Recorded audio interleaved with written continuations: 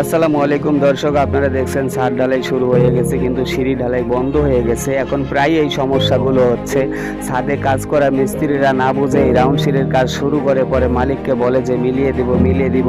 অবশেষে মিলাতে না পেরে কোনো রকম চালিয়ে দেয়। আবার মালিক যদি একটু বুঝে তাহলে কিন্তু আর চালাতে পারে না। মালিক সেই কাজটা বন্ধ করে আবার আমাকে ডেকে আনে, তবে এখানে আমাকে ডেকে আনতে খুব দেরি করে ফেলেছে। ওরা ছাদ ঢালাই কনফার্ম করেছে, সিঁড়ির ধাপ মেরেছে, এখন ছাদ ঢালাই শুরু হয়ে গেছে কিন্তু আর সিঁড়ি মিলাতে পারেনি। কিন্তু এই মুহূর্তে তো আর সিঁড়িটি একদিনে শেষ করা সম্ভব নয়, তাই ছাদ ঢালাই আজকে শেষ হলে আমি কালকে থেকে কাজ শুরু করব ইনশাআল্লাহ। সিঁড়িটি আবার ইতিপূর্বে যেভাবে কাজ করেছি ঠিক সেভাবেই সঠিক মাপে সঠিক নিয়মে করে যাব ইনশাআল্লাহ। তো আপনারা বারবার এই ভুলগুলো করবেন না। 10 টাকা বেশি গেলেও একবারে দক্ষ মিস্ত্রি দিয়ে কাজ করাবেন, তাহলে আপনার ডাবল খরচ হবে না।